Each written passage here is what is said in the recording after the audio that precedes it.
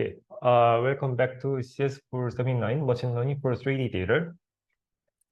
So last time we were discussing some ideas in terms of like how we can make the neural net as an implicit function.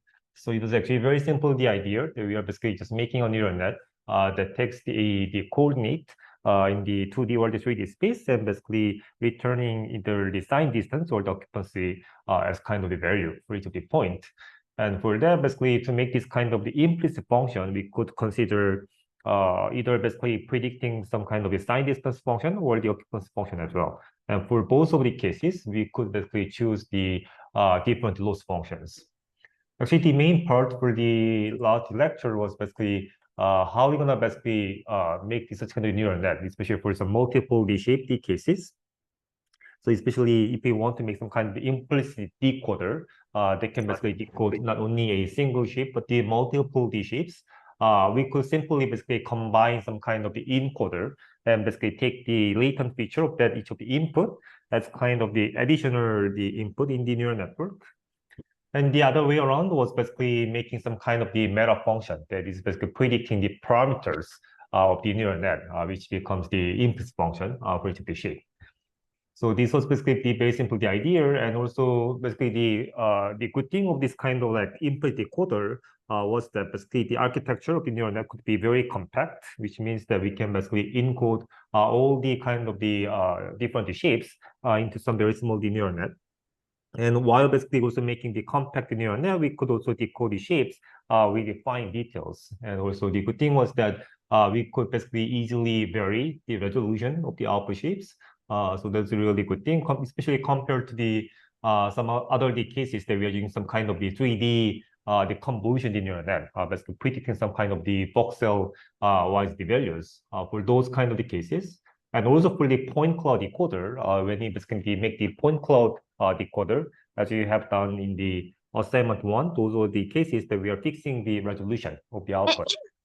But for the implicit decoder, would you please mute if you are not asking any questions? Yeah, so especially in the case of the like implicit decoder, the good thing was that we can basically easily vary and also increase the resolution of the output. So that was really kind of good thing. And also there was basically no limitation in terms of the topology of the shapes. So we could also decode some kind of the very complex shapes with some lots of the holes and the gaps in the shapes. The only downside was basically it was the case that we are predicting the per point values. So if you want to generate the full shape, basically it takes lots of the time in terms of basically getting all the values for each of the points. And also for typically the case that we are getting the implicit function, to be able to use the output in so many applications, we also need to convert the implicit representation into the many other representations. So that would be also kind of the some of the downside with this idea. And also the other thing that we discussed last time was basically how we can also make some kind of the better the architecture in terms of the, especially in the case that when you are taking the images as the input. So in the case that when you have the image as the input, basically some 2D to 3D, the reconstruction, the situation, we could consider basically the spatial the alignment of the 3D and the 2D in terms of that we are not just taking the global the latent code of the entire the input data, but we are taking the corresponding the pixel in the 2D space in terms of like just getting some kind of information along the all the array in the 3D space. So for example, if we want to basically get the either the sign distance or the occupancy the values along this array, you can basically take not only some global information but also the local information of the corresponding the pixel in the 2D space. And by leveraging this kind of the spatial alignment, actually we could achieve some basically the better results. So that was the idea that we could basically consider in the case of like 2D to 3D reconstruction. And for today and also for the next week, we're gonna discuss more this idea in terms of like how we can even improve the quality of the 3D reconstruction from the cases, especially when you have the multiple images. So that's what we are going to discuss for today and the next week. And also, when you basically make some kind of the implicit decoder, what we also discussed last time is that it's also very important to choose the right deactivation function. So what we discussed last time is that if we choose the typical activation function like relu versus boundary activation functions, those are the cases that the first, especially the second derivatives and the higher order derivatives basically become zero. While the function that we would like to basically reconstruct would be typically the cases that we are having some very complex functions in terms of that their derivatives never become zero. For those kind of the cases, actually, we could consider basically using the sinusoidal function as the activation function in a way that we can see way faster the convergence of the function like this. So this was also one of the examples that we are not only precisely reconstruct the input function, but also basically getting some quite good the reconstruction the results of the derivatives as well. So even when we provide only the information about the given function, we are actually getting some quite good results in terms of precisely matching the first and the second derivatives of the input function.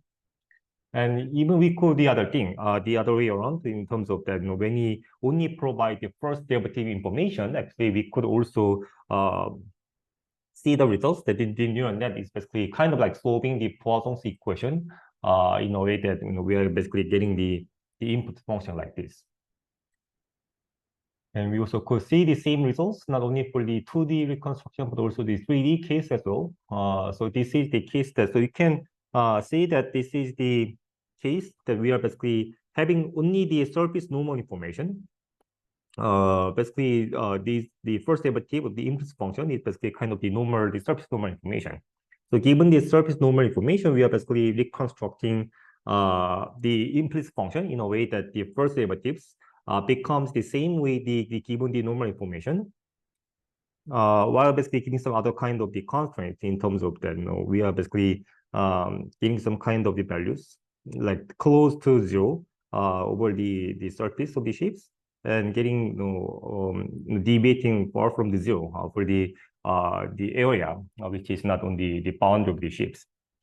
So for those kind of the cases, compared to the other case that we are using some typical deactivation function like the relu, a single fully connected siren with 5 layers and 1024 hidden units may also faithfully represent a full-scale room, while a ReLU network fails to faithfully reconstruct the room, as illustrated by the inability to fit the curtains, the bowl on the table, or the feet of the sofas.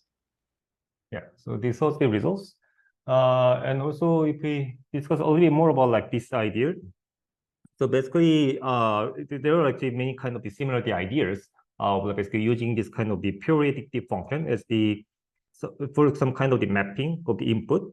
So the idea in this work, the Fourier feature of the network, is kind of doing the same thing, but it's basically not basically using the activation function of using the sinusoidal function as activation function, but it's actually mapping the input of the network to this kind of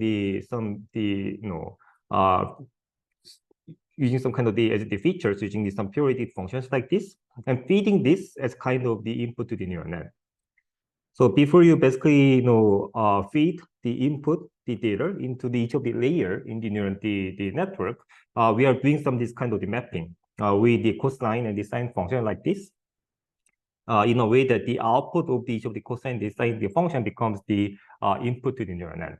This is almost the same idea, but not using the periodic function into the activation function, but as kind of the sort of the pre-processing of the input data for each of the layer. So this is kind of typical the things like instead of like directly feeding the input data, for example, like here is the XY coordinates. If we basically make some kind of the implicit decoder of the images, then this would be the case that we are taking the 2D coordinates as the input. So instead of like directly just feeding these 2D coordinates to the neural net, we are first mapping these XY numbers into this kind of the outputs of the sinusoidal functions in a way that we are not only increasing the dimension of the input, but also mapping the input with the cosine and the sine function. Have you seen this idea in the neural network? Actually, this is quite common idea that you might see or you might learn from some other deep learning related things? If you took any deep learning courses, you might see this. Yeah, actually, this is the same with the positional encoding in the transformer. So if you know the transformer, the architecture, which is quite, the common architecture these days that everyone uses. If you see the architecture of the transformer, the architecture, you can see that there is the kind of the part of the positional encoding, which is exactly doing the same thing. So this is basically the idea that has been used not only for some kind of like implicit decoders, but for many other architectures in terms of like mapping the input to the neural net into some kind of the outputs of the some sinusoidal functions. So this is very common the idea in many kind of the neural net designs. So if we briefly see some kind of the theoretical background, obviously there is no any kind of like theoretical guarantee here. These are some kind of the analysis based on the lots of the assumption in the neural network. But basically, let's see what basically this means. That what's the meaning of like basically mapping the input to the neural net into some kind of the sinusoidal functions. So what we are going to basically see is that the neural net, like the trained neural net, is doing some kind of the kernel regression. So let's think about the setup of the kernel regression like this. So given some kind of the pairs of the input and the output data. So here basically xi is basically input to the function, and the y is basically the desired the output for each of the input x. Basically, then the problem of the kernel regression is basically finding such kind of the function f with some kind of the given the kernel here. In terms of that, we are basically getting the best value of the alpha here for each of the point, the data point xi. In terms of that, we can get the best approximation of the desired output for each of the x. So this is basically the basic setup of the kernel regression. Actually, we have seen this setup before. Do you remember when we have seen this setup before?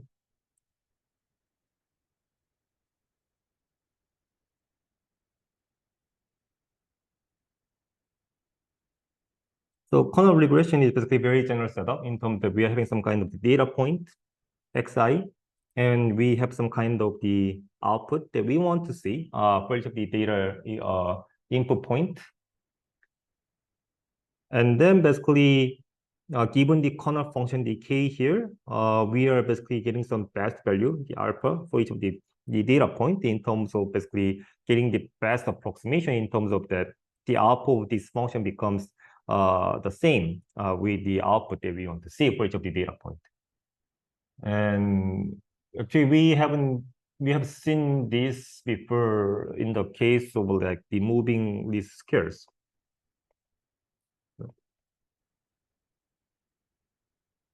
Do you remember that we discussed this idea?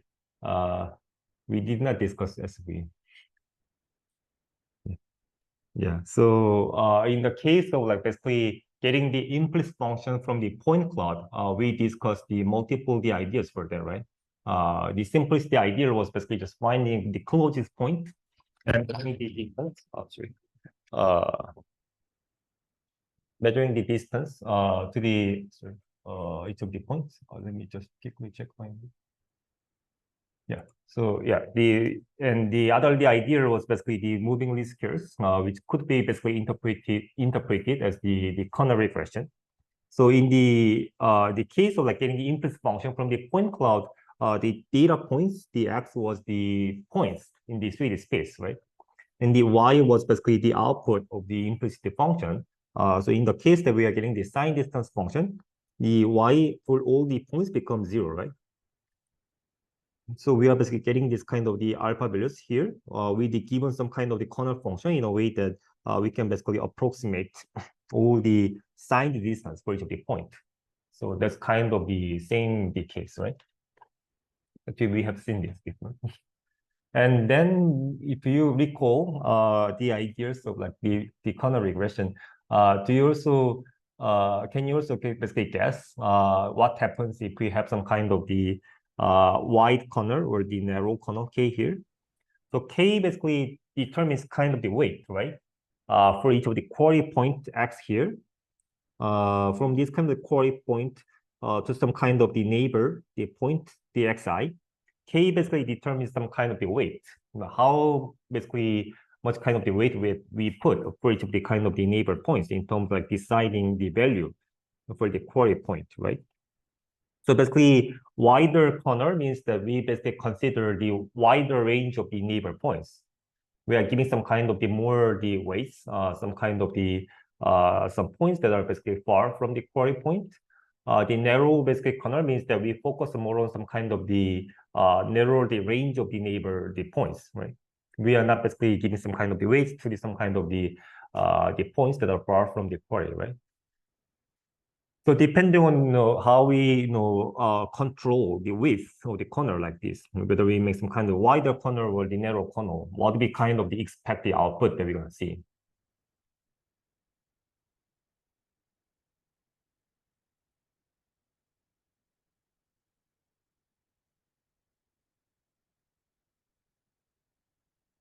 Yeah, so typically what we gonna see is basically results like this. So these are basically two cases that we are having some kind of the wider corners here. The first row is the case that we are having the wider corner. In the 1D case, basically, this graph shows that we are basically giving some kind of weights to some neighbors like this. And we can also have this kind of the narrow the corner like this. Then as we basically have some wider corners, we're gonna see some more the basically smoother function like this, while basically not precisely basically aligned with some kind of the given the data points. So this is kind of the case that we are seeing some kind of the smoother function, but with some kind of the less precise kind of the reconstruction of the given the data points.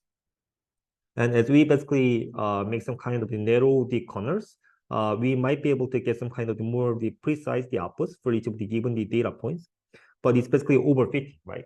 We are basically getting some more kind of the fluctuating the function in terms of that we would be basically overfit to the all the given the data points, which means that when it basically interpolates across the data points, the values that we're gonna get in the interpolation may not be basically accurate.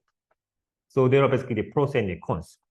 As you basically increase the width of the corner, we may not be able to get some kind of some precise the reconstruction results, while basically getting some kind of smoother function. So not overfitting to the input data. But basically, if we basically make the corner size to be the narrower like this, then we are seeing some kind of the overfitting the outputs like this. So these are basically the cases that we are doing some kind of the underfitting.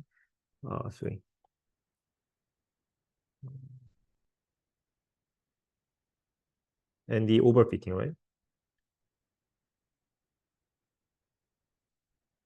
Depending on the corner size. So that's basically what we can expect to see in the kernel regression. And what people have shown in some kind of based on some kind of theoretical analysis is that with some kind of the loss of the assumption here, we can think like training the neural net, training the typical neural net is kind of like finding a function which basically converges to the solution of the kernel regression with the kernel, which is called the neural tangent kernel. So we are not going to get into all the details or like this the neural tangent kernel. But basically what we can see is that this neural tangent kernel is basically the dot product kernel, which is defined like this. So when you basically have the two inputs like this, given any kind of the two inputs, the kernel function is basically defined as kind of the dot product of like these two. So this is kind of the analysis that people have done with the neural net for some kind of the loss of the assumption with this kind of the given the neural net. So for very special cases, we can see that the trained neural net is the case that we are finding a function which becomes the solution of the kernel regression with the neural tangent kernel, which basically takes the dot product of the two input as kind of the input of the function like this. So then what we can see is that now what we are doing is that we are doing this kind of things. So before we basically feed this input, the data into the function, what we do is that we are first like mapping this into some kind of the sinusoidal function like this. Then from the trigonometry rule, what we can see is that the dot product of these two vectors, the output of the basically positional encoding, can be basically written like this, which means that we are feeding this as the input to the neural, the tangent, the kernel, right? Makes sense. So what we can see is that while the typical neural net was the case that we are basically learning the function with the kernel that takes the dot product as the input, if we basically first map all the input data with the sinusoidal functions, then what we can see is that it becomes the case that we are basically making a function with the kernel that now takes the difference of the two data points. So we can see that now we are basically learning a function with this kind of the kernel, which is now taking the difference of the two data points. So that's basically the idea here. And you can see that this is basically sum of this kind of the cosine function. So you can see that actually this is basically like compositing some multiple the kernels, different kind with some kind of the different the kernel the width. And the width of the kernel will be basically determined with this basically the p, basically the frequency of the cosine function. So which means that when you basically map the input data with the cosine and the sine function here, we can control the composition of the kernels, especially the width of each of the kernel based on the frequency of the cosine function, the cosine and the sine function that we are using. So what we can see is that, let me show this first. So what we can see from this graph is that this is the case like how much basically weight that we put for each of the cosine and the sine functions. So if I just go back to the previous slide, well, let me just quickly go back to here. Yeah, here basically this is the case that for each of the cosine and the sine function, we can set some kind of the weight, right? A becomes kind of the weight, basically, how much basically the weight that we're gonna put for each of the kernel function with the different width of the kernel.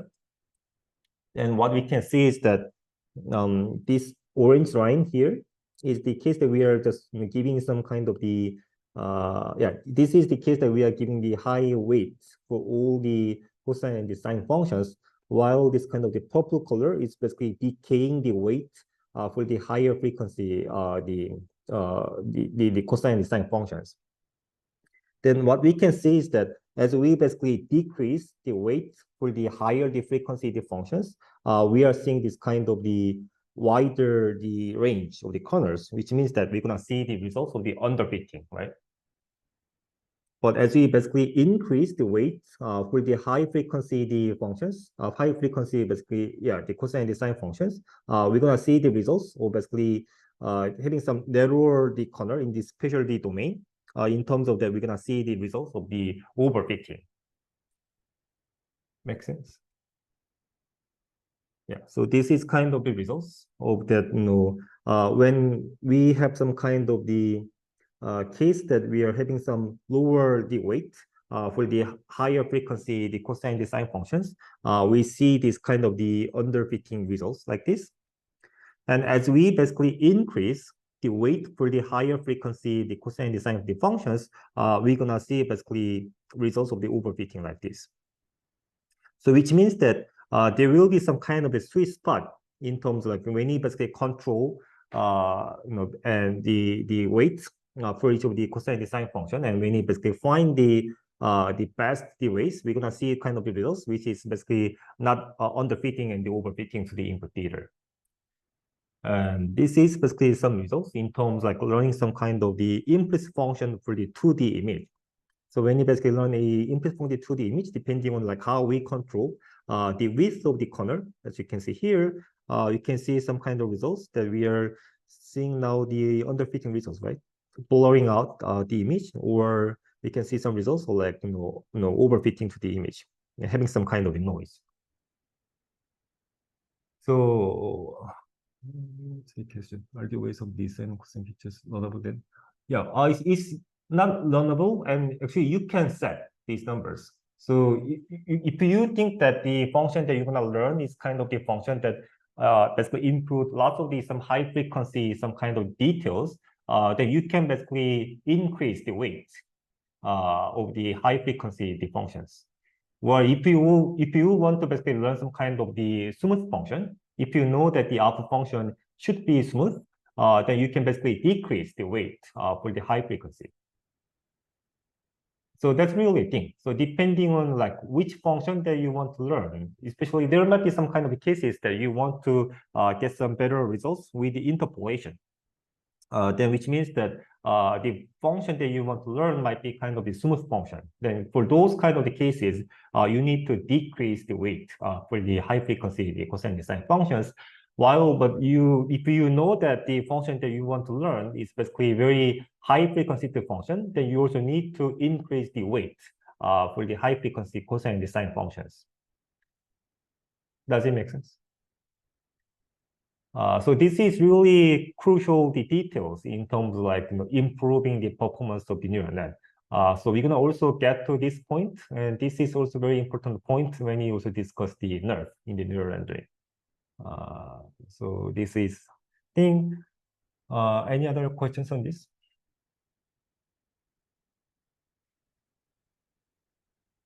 Simple noise instead of some other bad effects like random results. Well, basically, the overfitting basically means that we are basically really overfitting to some kind of samples that we are providing, right? So if we think about the process that we are learning the implicit function, this will be basically the case that we are randomly sampling the points in the 2D space and basically, predicting the colors that we are providing for each of the sampling points. And obviously, the samples that we are providing may not be all the points in the image, but basically some kind of just the samples, right? So in the overfitting case, we are basically getting some very precise the color values for those samples that we are providing the training time.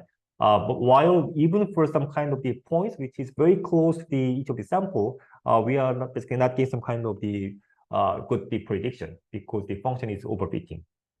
So this is why we are kind of like seeing some kind of results that we are having some kind of the noise, random noise over this space. Any other questions? Same as is the width of the kernel same as the size of the matrix B? Yeah, so actually there are two things.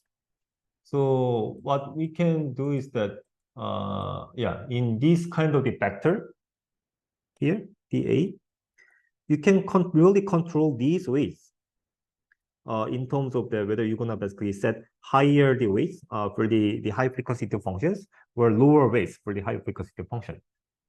Well, the other way, more kind of the simple, the convenient way is that you can basically set the number of these cosine and sine the functions. So what we typically say is that when we say that we are increasing the output dimension of the positional encoding, which means that we are using some more the high frequency the functions.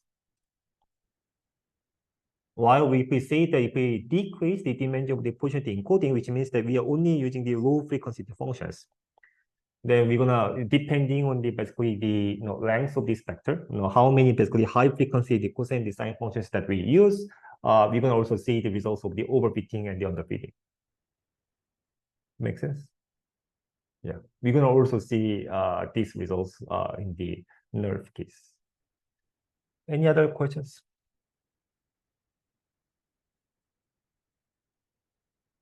Okay, so moving on. So let me switch to the next step of the slides.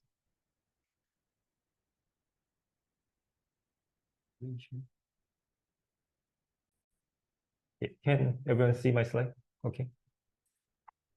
Okay, so actually let's move on to the main topic for today. Actually, this was kind of things that we need to discuss earlier. But let's go back to the discussion about basically reconstructing 3D from the 2D. So we discussed the idea of the PIFU, which was basically pixel aligned, basically implicit function, that we are basically taking each of the features for each of the pixel in a way that we can basically predict either the sign distance or the occupancy of the points along the 3D array. And this was the case that we are basically getting some kind of 3D from a single image. So while this idea could be extended for the multi-view images as well, this was kind of the case that we could get this 3D from the single image, right? Then what if like we have some multi-view images?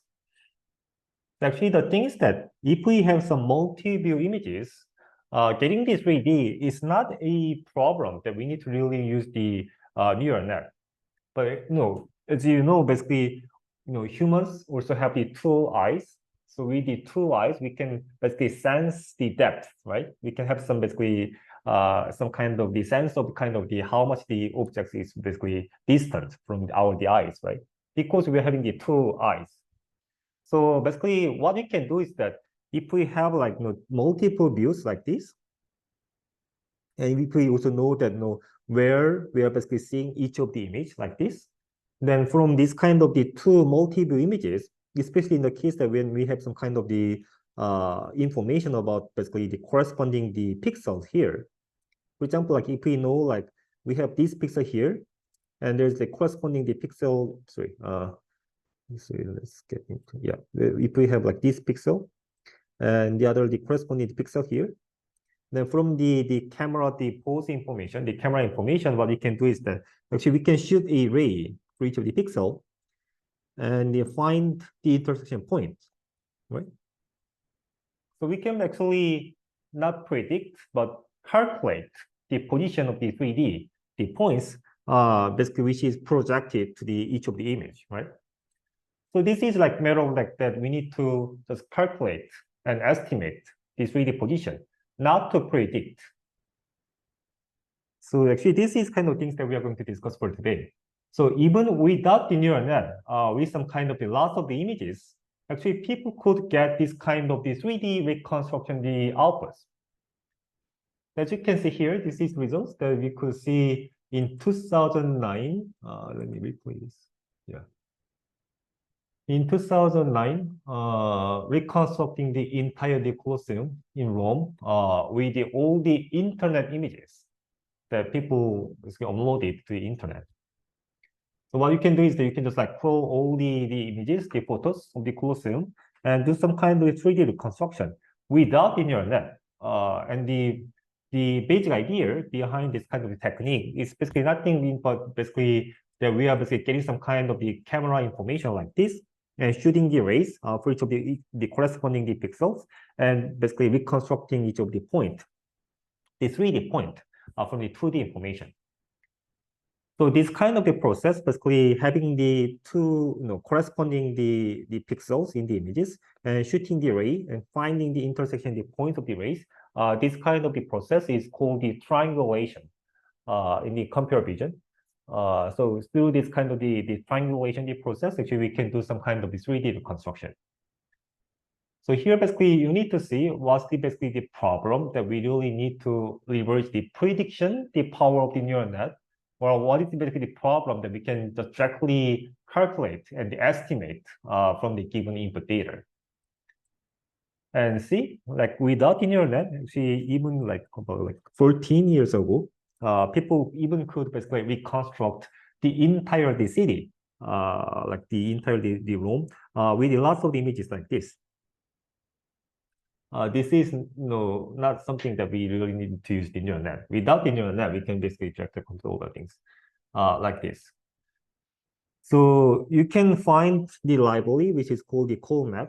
There are basically lots of kind of libraries that are basically implementing all this kind of the technology which is called the structure from motion. And you can basically utilize this kind of library in terms of the making doing some kind of reconstruction of the 3D yourself.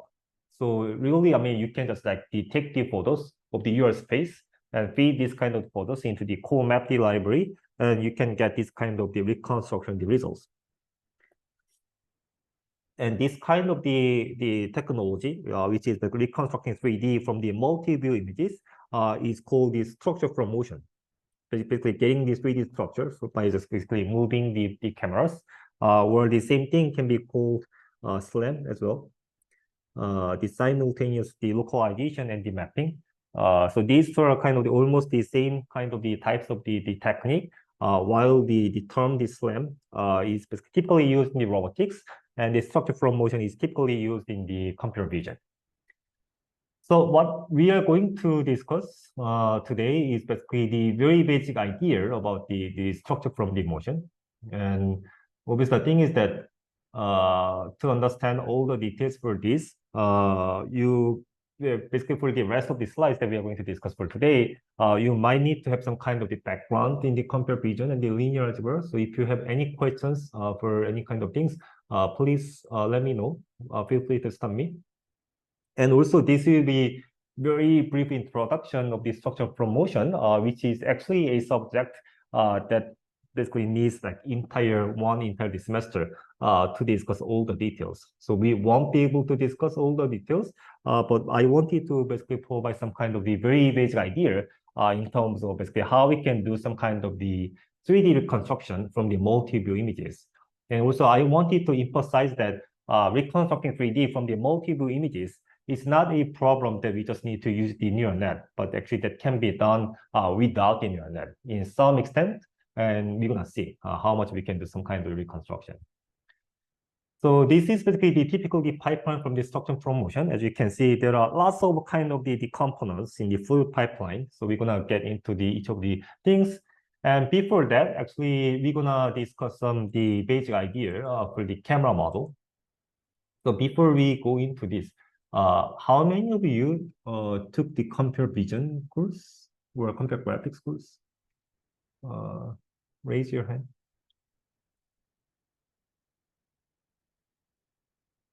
Or if you did not take the computer vision or the graphics courses, let me know.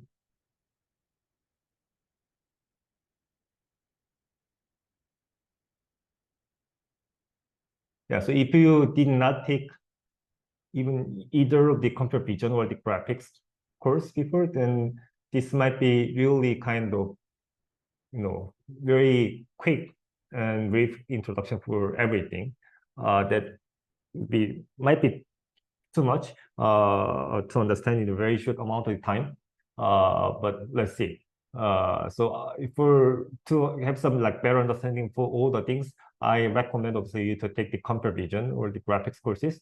But yeah, this is basically introduction of the things that you're gonna learn those kind of courses. So basically, we're gonna have some kind of the mathematical models for the camera. Basically, how we basically model the camera here. So this will be basically the case that we are having the world coordinates. We have basically the XY coordinate in the world frame. And then also each of the camera, we're gonna also have some kind of the camera frame as well. So if you also took the computer graphics course that I taught in the last semester, this is basically the concept of the frames, right? We are having the world frame and the camera frame, the eye frame basically in the graphics. So we are basically having the world coordinates and the camera coordinates. And as we define the model view matrix and some kind of the matrix that we're transforming from the world coordinates to the camera frames, we can define some kind of the some transformation matrix, which is composed with some kind of the rotation, 3D rotation, and the translation, which is basically transforming the world coordinates into the camera coordinates.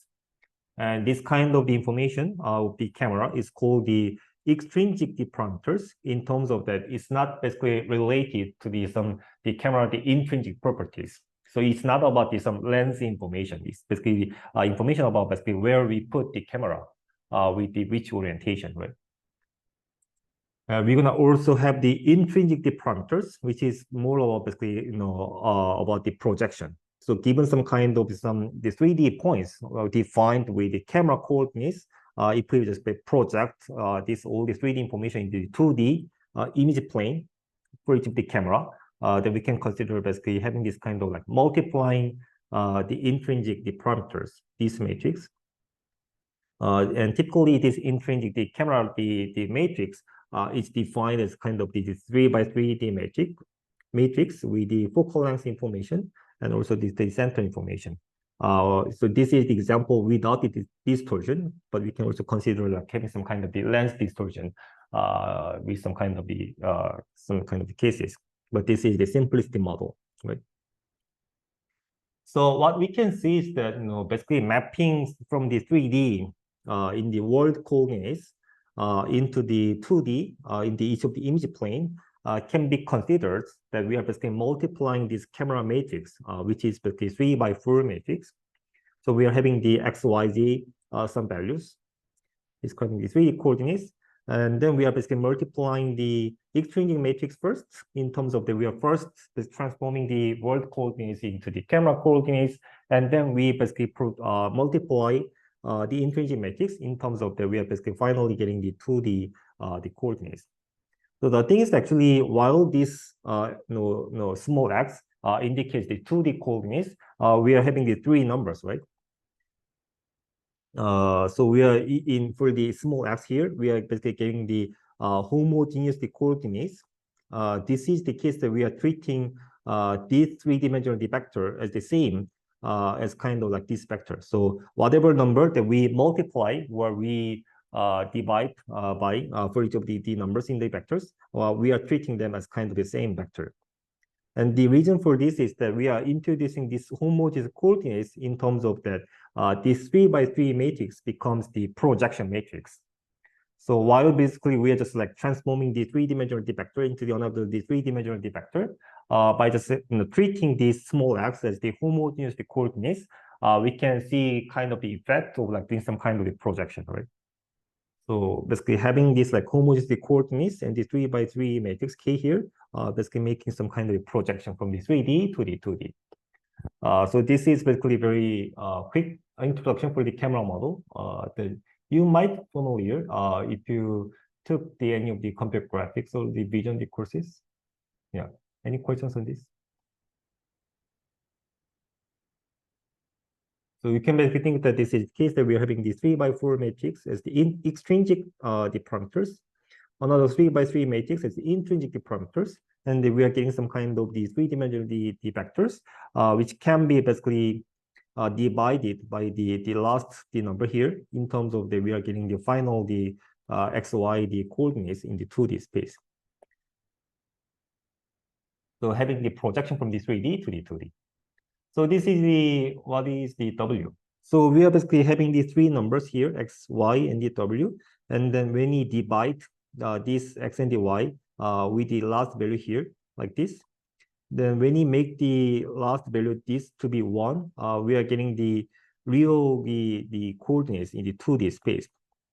And the reason that why we are doing is that this is basically so when you have some kind of the normalized some coordinates, this is basically RT times X.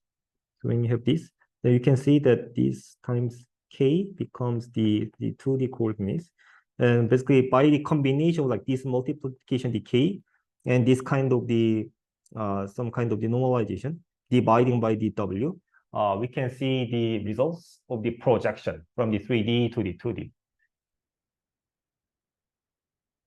So we won't be able to get all the details of the camera model here. So if you did not take the computer vision or the graphics courses, you might need to basically see some details of the camera model there. But you can see that basically the camera, the projection basically can be the model as kind of the matrix form like this.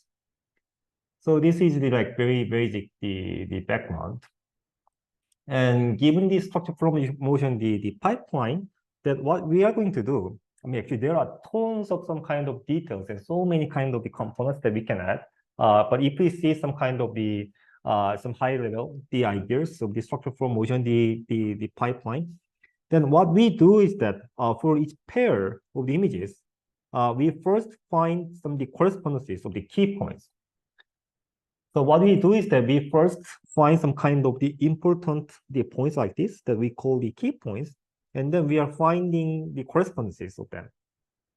So that's the basic idea. Like we can use some kind of some very typical idea, like detecting some kind of the important points, the key points for each of the image, and for each of the point, we get some kind of the description, some basically the feature vector for each of the pixel. And there are also lots of the techniques that we can get some kind of visual vectors, like the shift and the surf, and also we can use the neural net for this, which is basically describing each of the key points as some kind of the high dimension of the vectors.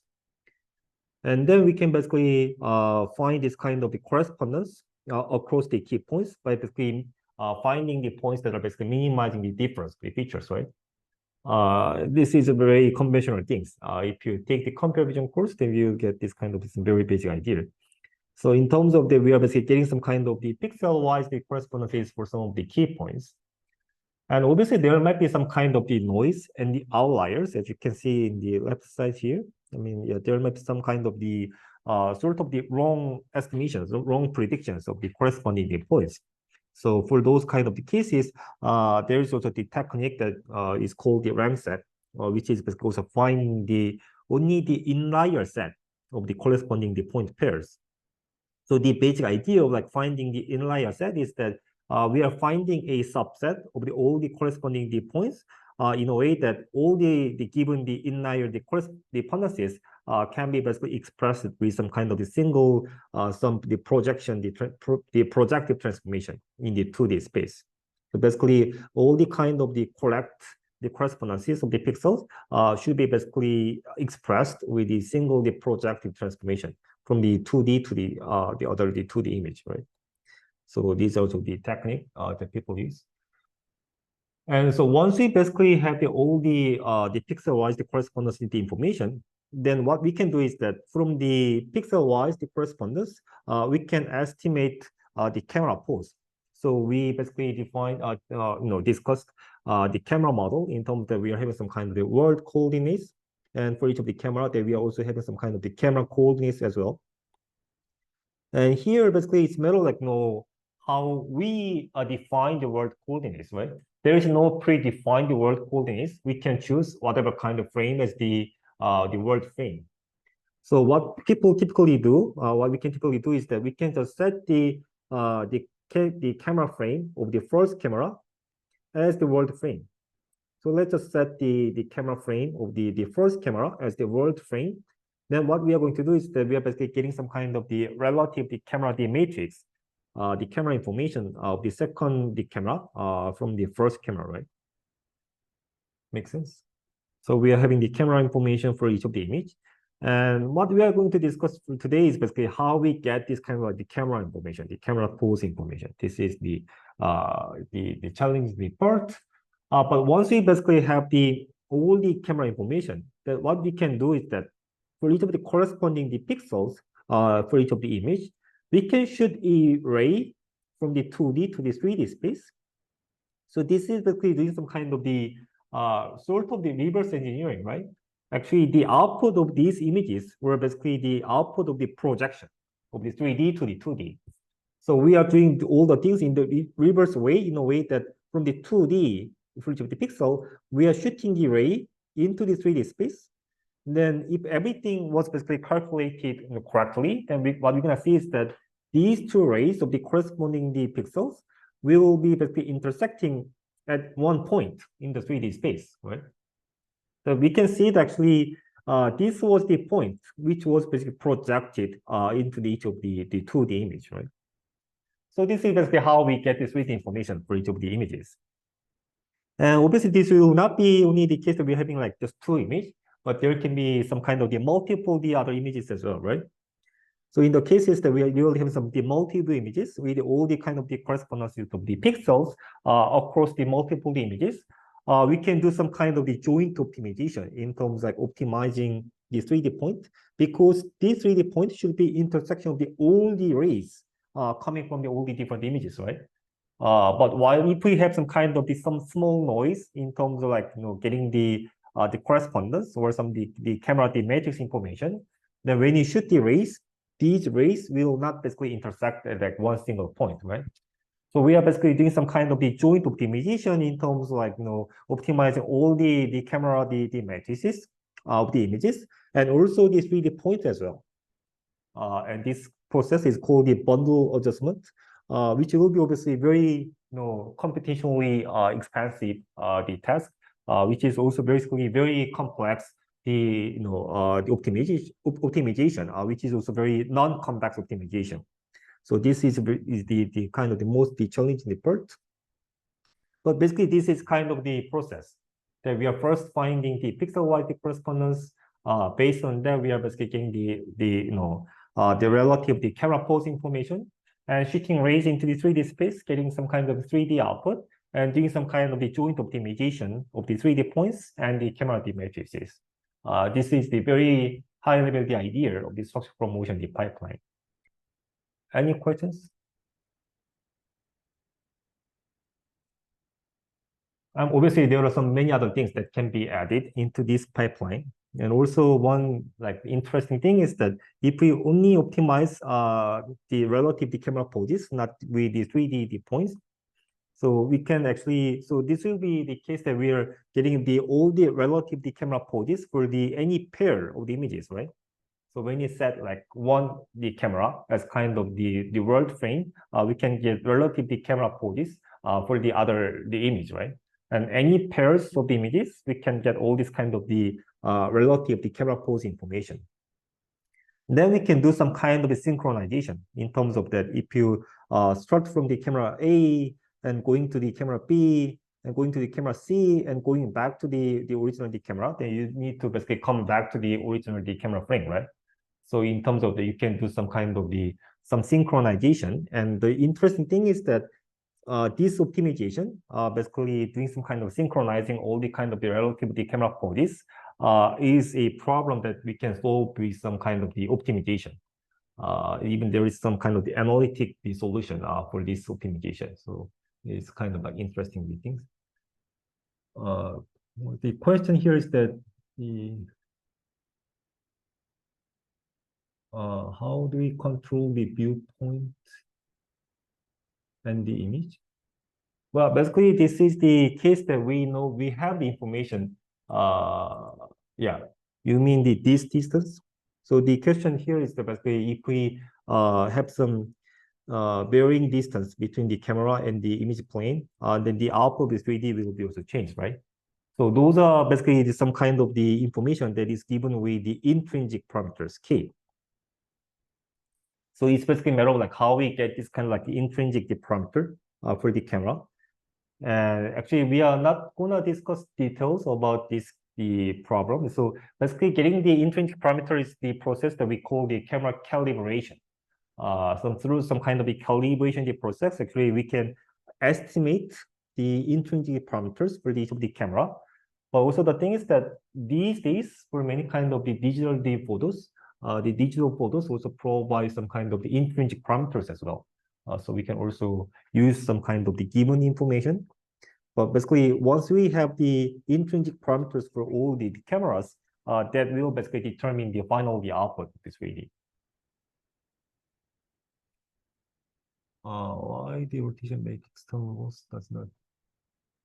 You mean here, right? Yeah, that's a really good point. Actually, we can take not the L2 distance here, but some kind of the distance over the SO3 space. Then actually we're gonna get some kind of also better results.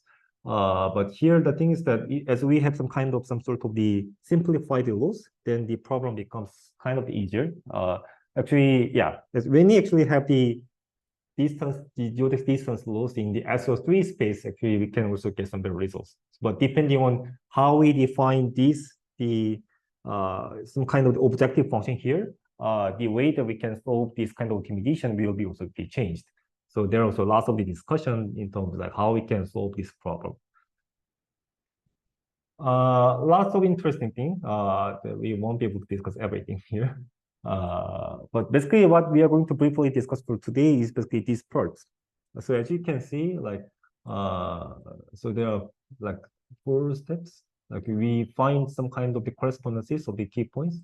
So here, once we find the correspondence of the key points, from this we should be able to basically compute the relative camera poses.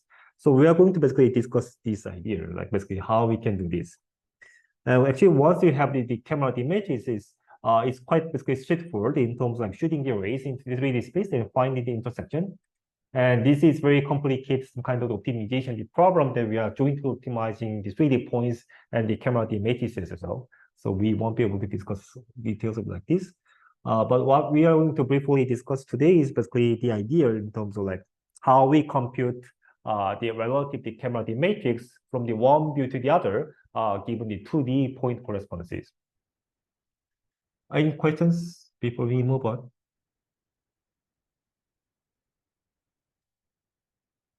Yeah. So this will be basically things that we want to discuss, lots of kind of the new concepts, new ideas. And if you are also more interested more in some kind of details, I also highly recommend you to check out the textbook, the multi-view geometry, and especially the things that we are going to discuss in the later the slides are basically described in the chapter 9. Okay, so let's go into some details of the epipolar geometry. So what does the mean of the like epipolar geometry? So what we are going to see is that let's think about the case that we are having a point here in the, let's say this is like first the view, and then we are basically shooting a ray from the first camera through this 2D point. Right? So the thing is that we only have these 2D point information, which means that we don't know exactly where this point is like projected into this 2D plane, right? So it can be this point or this point or this point, right? Any point in this ray can be the 3D point, which was projected into this 2D pixel, right? So which means that we can shoot a ray here into this 3D space, and any of the points here on this line can be the 3D points, right? So let's think about the case that we are now projecting, this ray in the 3D space into the other view, right? So when you have like one single pixel in the first view, the projection of like this ray in the first camera into the 3D space into the second camera is called the epipolar line. So what's the meaning of the epipolar line is that if we find the corresponding points from the x to the x prime here into the second the frame, the corresponding point of like this x should be one of the points over the epipolar line. Okay, it's very clear, right? So what we can see is that if we have like x, and if we know the corresponding point in the second the frame, the x prime, this x prime should be one of the points in the epipolar line. It's very clear, right? So that's by definition of the epipolar line. So what we can see is that, so now we're going to use the homogeneous coordinates for the 2D points, which means that we're going to have the 3-dimensional vector for each of the point, which means that the x prime also will be represented as the homogeneous coordinates like this. I mean, you can think that like, this is the case that we are having the 1 in the last department. And also we can represent this epipolar line with some line equation, having this kind of a line equation, right? So if we just only take the parameters of this like line, the equation A, B, and C, then also each of the line can be represented as kind of the 3-dimensional vector, right? A, B, C. Then what does this mean is that, the x prime should be one of the points, right, of the line L prime, which means that if we compute like ax like by plus c, this should be 0. Which means that if we basically represent each of the x prime and the L prime as the 3-dimensional vectors, their dot product should be 0, right?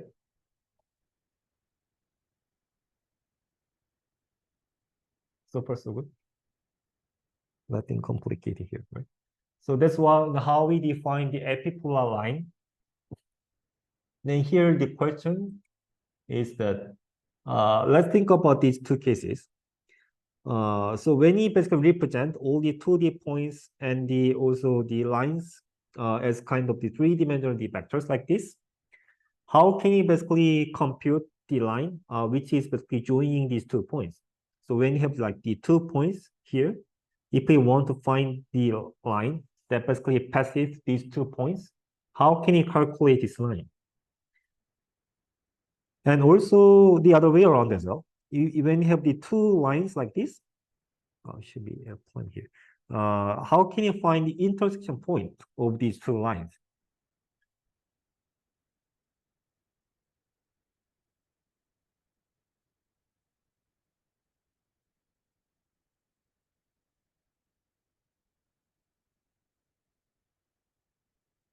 So the things that we know is that if the point is on the line, that means that the dot product of these two should be 0, right? So when you basically see that each of the points and the line is kind of the a vector in the three-dimensional space, these two vectors should be orthogonal to each other, right? Being some kind of embedding of the lines and the points in the 2D space into the three-dimensional space.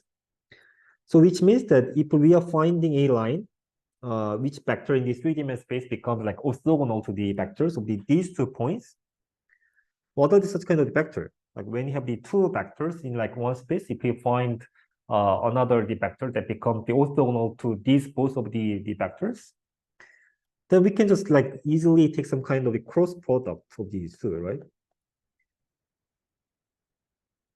Then this will be basically the line that we're gonna find. And it's the same here as well, right? So we are also finding a three-dimensional vector that becomes orthogonal to each of these kind of the 2 vectors, right? Then we can also find the intersection point as kind of the cross product. Here, apply as the three-dimensional vectors for the L and the L prime, right? So that's basically what we call as kind of the point and the line, the duality, in terms of the basically both the line joining the 2 points and also the intersection point of the 2 lines can be computed as kind of the cross product of all these three-dimensional vectors. Make sense? So let's keep this in mind. We're gonna use these facts multiple times. And also one kind of simple thing is that when you basically calculate some kind of a cross product, actually, this cross product can be also represented as kind of the matrix multiplication of this like skew symmetric matrix.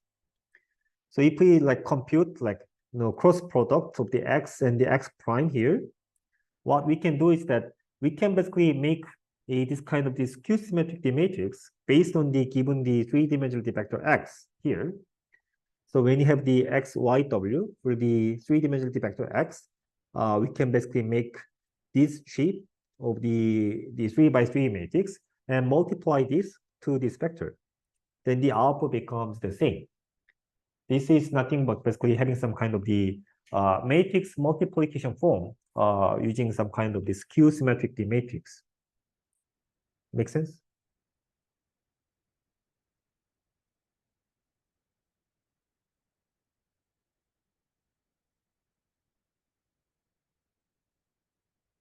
Any other questions?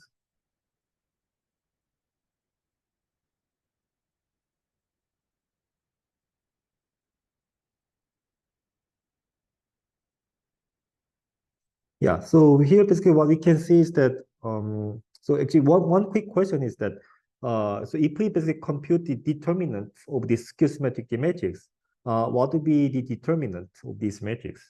Can you guess?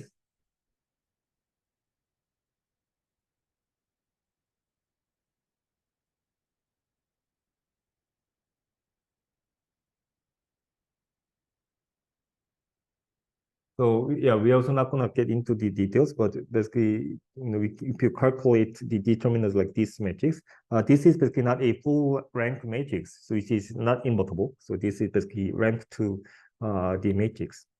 So we're gonna basically go into that. So yeah, so that's basically the basic kind of the terminology that we're gonna see. So if we go back to the epipolar geometry, what we can also see is that we can also define the epipole as well. So epipole here is basically the point that is basically becomes the intersection between the line connecting the center of the 2 camera frames and then each of the image, the plane. See?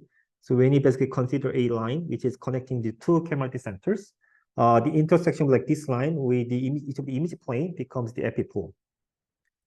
So why we basically care about this epipolar is that if we see all the epipolar lines coming from any random point in the image plane, what we can see is that every epipolar line coming from any point on the other view should basically pass through the epipole. Can you guess why? I mean, this is quite obvious, right? Because we are projecting this ray into this plane, right? This is the ray that we are shooting from the center of the camera, which means that basically all the ray that we are gonna basically shoot into the 3D space, we will be basically starting from the center of the camera, right? Like this.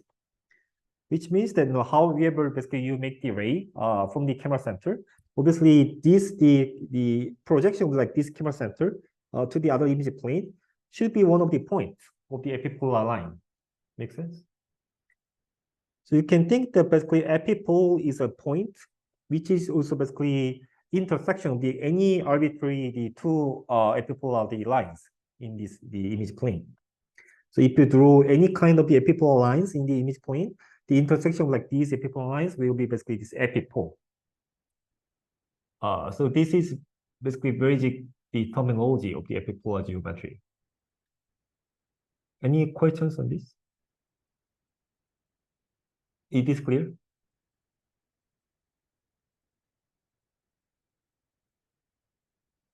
So based on this, actually we're gonna introduce like a few more the concept. So one thing that we're gonna basically see is basically the fundamental the matrix. So now we are considering the case that we are having some kind of the pixel-wise correspondences, right? So we are having some kind of the corresponding the points that we know in the two the views, two images. And then based on this, we can define the fundamental the matrix F, which basically 3x3 matrix that satisfies this. So when you have basically the corresponding the 2D point pairs of the x and the x prime in the different views, if we find a matrix F that satisfies like this constraint, then this basically the matrix becomes the fundamental the matrix. It is clear. And why do we consider this fundamental the matrix? I mean, this fundamental matrix has some kind of a lot of interesting the properties. So basically, what we can see. So for any kind of the point x here in the one view, if we compute the fx, then what do we get? Can you see?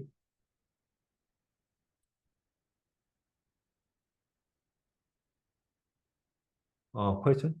So if we have like any point x in one image, then if we compute fx, what will be this fx?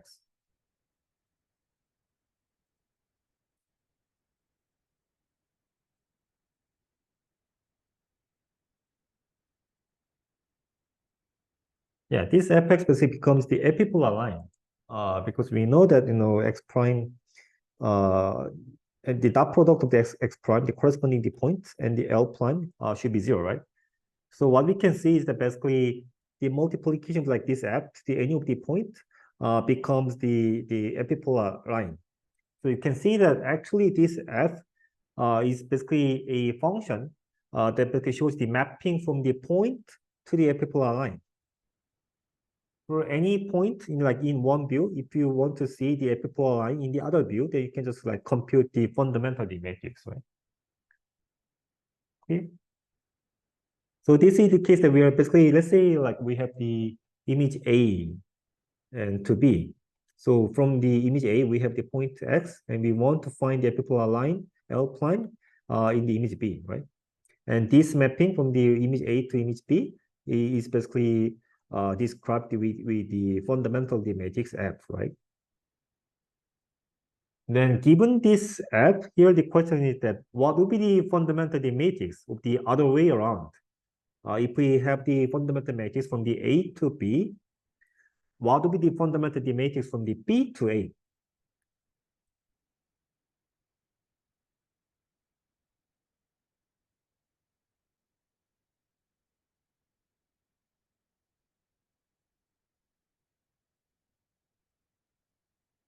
Actually, it's quite straightforward. I mean, you just need to take the transpose like all the things here. Then what you're gonna get is the x prime times f transpose will be x transpose, right? This will be 0, right? And then this will be basically f transpose will be fundamental the matrix that you are mapping from the B to A, right? Same thing. It is clear.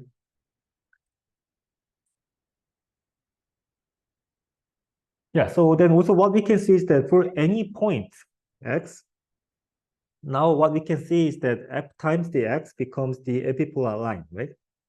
And we also know that any arbitrary epipolar line should contain the epipole E prime here, right? So this means that for any epipolar line, L prime, E prime transpose times the basically L prime should be 0, right? And then E prime transpose should be basically Fx equals 0. Can we rewrite this? Fx 0. For any x, whatever x you choose, this should be 0, right? If you want to satisfy this for any arbitrary x, this means that this should be 0, right? So how we can find the epipole? So basically, given the fundamental the matrix, the F here, we can find the epipole as kind of the vector that satisfies this. So this basically means that the epipole, the E prime, becomes the left the null vector of the given the fundamental the matrix. And also the other way around is the same. We can also find the epipole, the point in the first view image as kind of the right the null vector. So what we can basically see is that the fundamental the matrix gives them all the information about the epipolar line and the epipole, giving all this kind of information of like how the point can be mapped to the epipolar line, and also like how we can find the epipoles in each of the images. It is clear?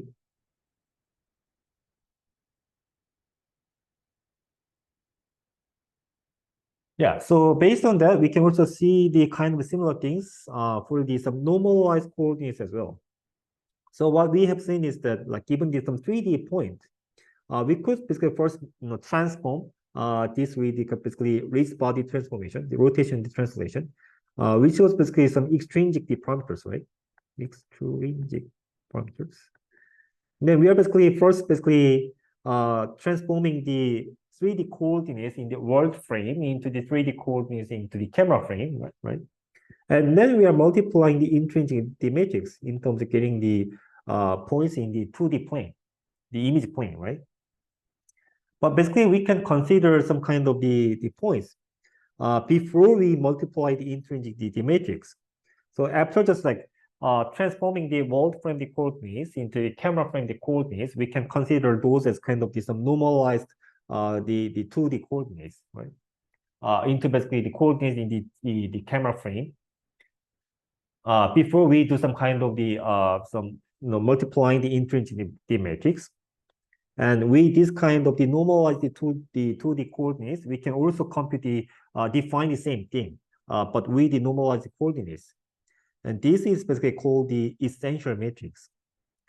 So this basically looks exactly the same with the fundamental the matrix, but with the normalized to the coordinates, which is basically the coordinates before you multiply the intrinsic the matrix from the camera frame the coordinates, right? It is clear? Then similarly, that we have seen with the fundamental the matrix, then this will be also basically the line equation of the epipolar lines in the normalized coordinates in the camera frames. And from the definition of the essential matrix and the fundamental the matrix, what we can also see is that basically, yeah, this is basically the normalized coordinates, and this is also the transpose of the normalized coordinates, right? So this is basically what we get. This should be 0, and this should be the same with this, right? So what we get is that by the definition of the essential the matrix, we can see that the essential matrix can be computed by just multiplying the intrinsic the camera parameter the matrices into the fundamental the matrix. So basically here, we are assuming that the intrinsic the matrix of all the cameras are exactly the same, but the same basically thing can hold in the case that when the intrinsic matrix is not the same, of course, it is, but just simplifying the kind of notations. Is it clear? So before we wrap up, like one thing that we're gonna see is that let's think about this case. So as we have seen in the previous slide, now we set the camera parameter for the first view as kind of the identity matrix. And then we are having the camera matrix for the second view. And let's say that this E hat and the E hat prime are basically indicating the epipoles in the normalized coordinates for each of the images. Then since we basically set the camera matrix of the first camera as the identity D matrix, which means that we are treating the normalized coordinates of the first image as kind of the world frame the coordinates, right? Because now the matrix, the camera matrix is basically identity matrix, no rotation, no translation, which means that the normalized coordinates in the first frame is the same with the world frame. So X prime is the same with the capital X, right? This should be so let's see one more thing. So what we can see is that basically what we also discussed is that the epipole in the second frame was basically the projection of the camera center of the first camera into the second view, right? And now what we are seeing is that we are seeing everything in the normalized coordinates. So we can see is that, and also the normalized coordinate in the first frame is the same with the world coordinates. And so basically, if you project, basically do some kind of transformation of the camera center of the first view into the second view with the extrinsic parameters of the second view, then we can see that the normalized coordinates of the epipole in the second image becomes the same with the translation, obviously, of the second, the camera D matrix.